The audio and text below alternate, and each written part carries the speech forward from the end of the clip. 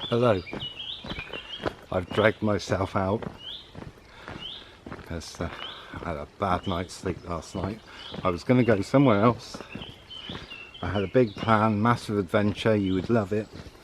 Well, I'm pretty sure you would love it. I was going to go and visit my favourite barrow, but I got up too late to really do it. Anyway, so I've come here anyway. I feel I've got to be regular. Anyway, I'm off. Well, we're off to a wood up here. I just want to go, you know, I don't want to keep going on about it, but before all the ash is cut down in there. It's not really noticeable now, but this will probably be the last bit of... Oh, see that? I just love that. See that white flower?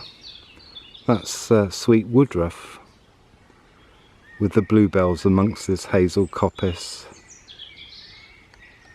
So yes, so I'm going to go and do that, but I thought on the way I'd take the pretty way for you, because I could have gone down the easy way, which is actually quite boring, and I thought I'd combine two of my passions, nature, three of my passions, nature, the woods, four of my passions, nature, the woods, bluebells, and music.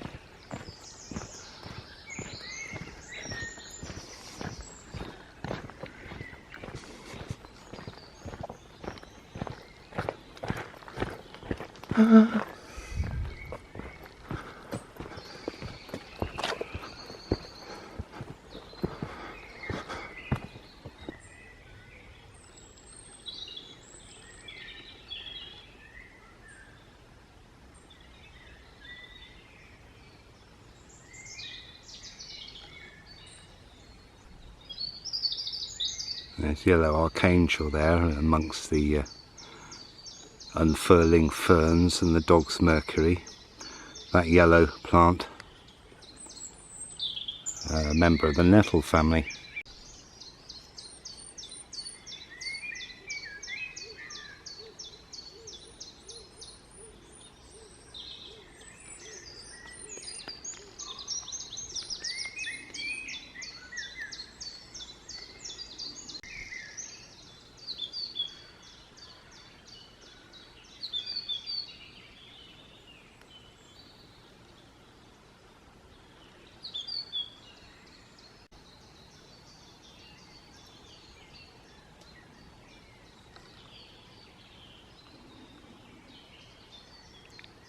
If you were here, you would smell an overwhelmingly unmistakable smell that is almost the smell of cat's piss, otherwise known as box, which is those green, the dark green evergreens there.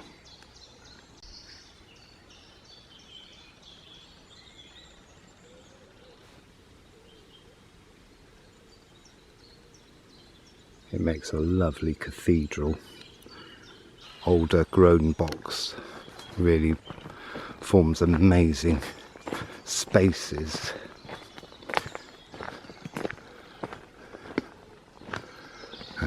Who doesn't love a mossy wall? It's quite interesting that, you know, you could, I don't know about you, but it's quite fascinating. Old buildings, decayed walls, falling down things. Death holds a fascination for us. Now this looks like... isn't this a hop hornbeam? Isn't it? Look. Now let's see if I can... I don't know if that's focused, but I've had to focus it with my nose. I think that's a hop hornbeam, if I'm right. It's not something I see often. It's not something I know that well.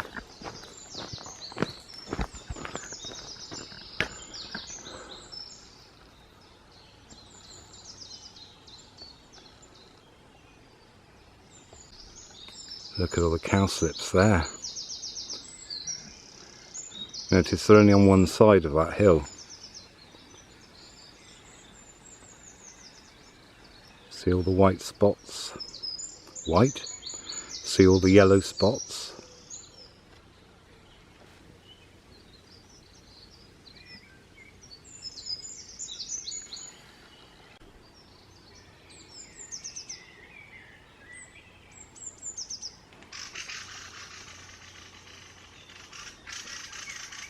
The unmistakable sound of a jay, that was. Like I said before, they make a hell of a noise all spring if you get them all fighting. There's a little entrance in there.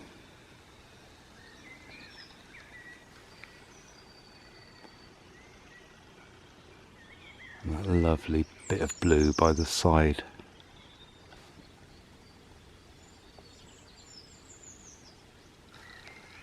I was about 13, 12, 13 when I first got into music, looking through my parents' record collections, or more my dad's really. My mum was into crooners like Andy Williams and what's that other bloke, Perry Como and stuff like that, which really didn't do it for me. My dad was into classical pretty much, and comedy like the Goons, but I found this one album, this one, and I used to play this a lot. Something about pipes and drums does it for me, or more specifically something about pipes really hits the spot, you know. So that was something I loved.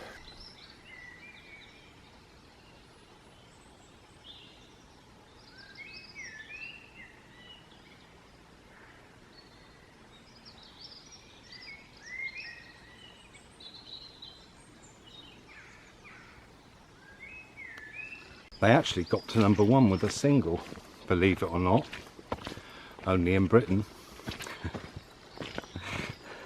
Certainly at that time, such a range of different kinds of music were in the charts, absolutely, total range.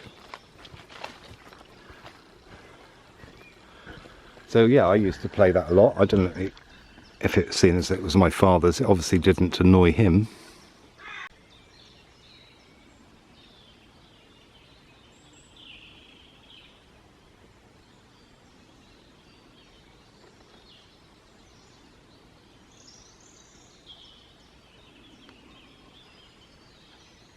So that was before I got my own money, as it were, or money that I could spend on whatever I wanted.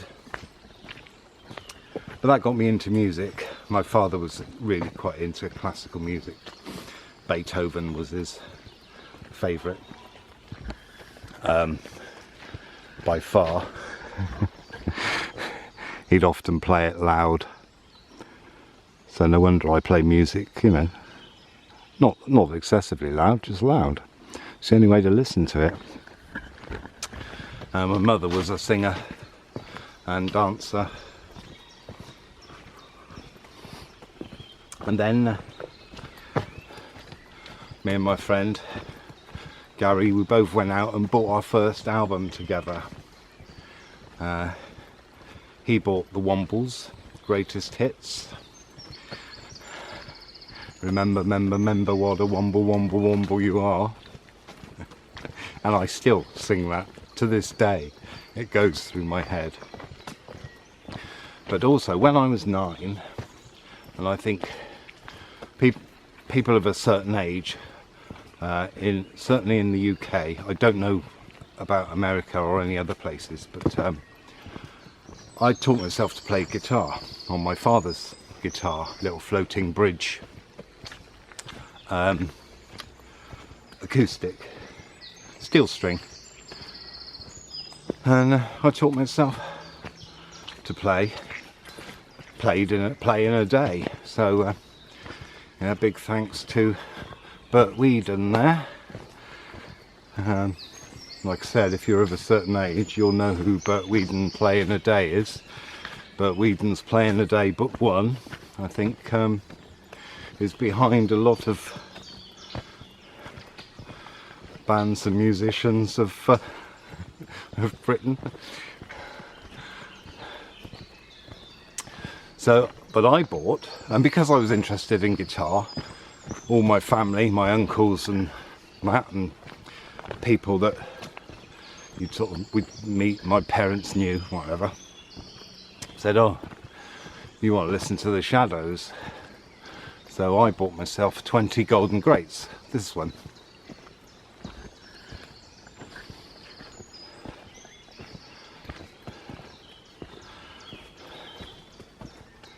And my next purchase went slightly different, and it was this one, because I love them. Still to this day I love them. And here starts a trinity of ABBA albums, because following on from this I then bought this one, and then when this came out I bought that too.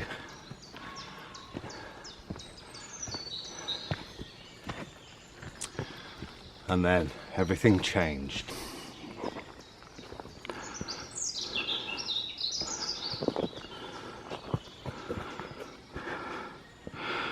So I've got the tune Walk With Me go through my head. Walk with me. Who sings that? Lord's the New Church, is it?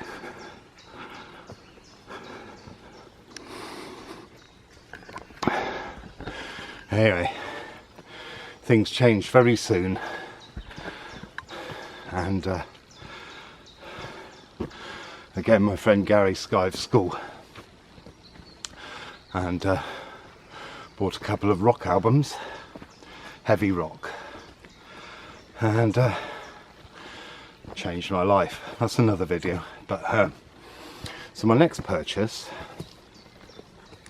was, we used to go down to a second-hand shop opposite the brewery. Is it any wonder I grew up how I did? Brewery and a mental hospital, quite close, who knows. Anyway, we used to go in there and check out the records once we'd discovered music, because there was no internet, so you'd have to go and actually physically find stuff. And I walked in there one day and there was this right at the front of one of the sections. Hawkwind's first album.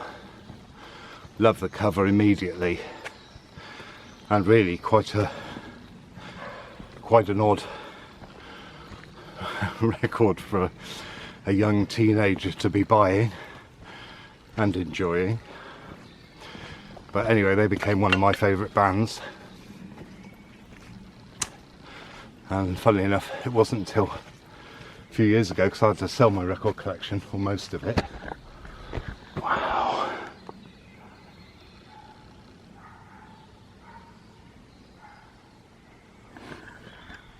And I've been trying to get it back ever since. I have now, and I found this again in a second-hand shop at the front, and I got it, took it to the counter. I noticed it was quite a rare label, so I thought that's worth the money that they had on the price. Took it to the counter. He said thanks. He put it in a bag, and he said, oh, that'll be however much it was. And I said, oh, excuse me a minute, and I did that little gnome dance of joy that we've all done right in front of him in the shop. I reckon it made his day.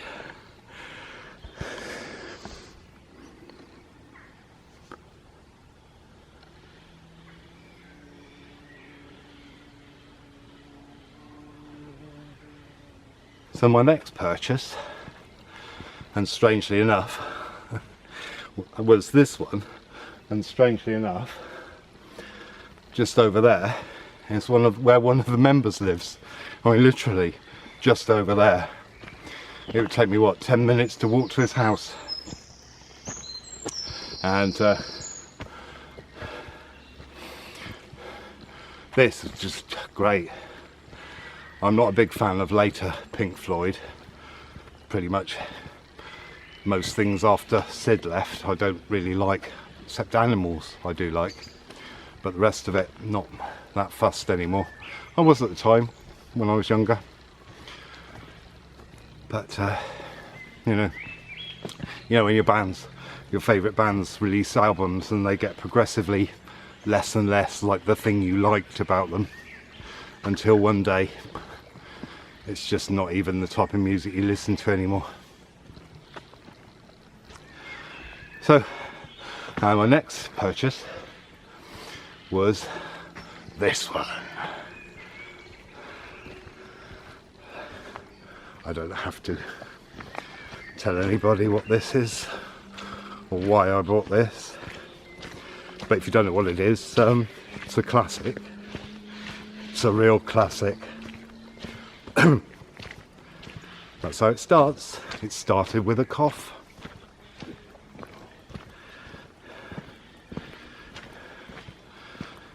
And then things slightly changed, and I'm going to cheat a little bit because the album that I really wanted I couldn't find, but I found a live album with one of the songs on. But the album I would have got, and the album that I have got now, is this one, with its classic pink open-mouthed cover, staring at you, Cat's Foot, Iron Claw, Paranoia's Prison Door. I heard it on the Friday Rock show and it blew me away. That was followed by Hawkwind's Spirit of the Age and the Velvet Underground and Heroin. Just that was a trinity of songs that day. Then my next one, and I'm also going to slightly cheat here because I couldn't find the album. You know, I lived in a tiny little town out of the way of nowhere, and I didn't have that much money. But I came across Frank Zappa, Chunga's Revenge, which I then bought. But what I really wanted was this one. And I didn't realise just how much until I got it back recently. Until I got it recently, because I never actually had it. Was I didn't realise just how much of the thing, just how much of the album I knew. Yeah? Changes in tempo, solos, little drum fills, the words. There's, the J's going on. They do that anyway, even if no one's near. In the evening you can hear them across the valley.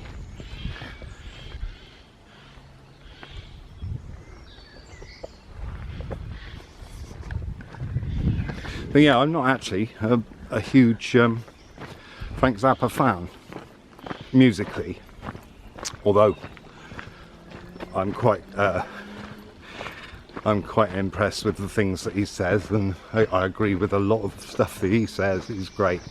Watching his interviews, he doesn't take any shit,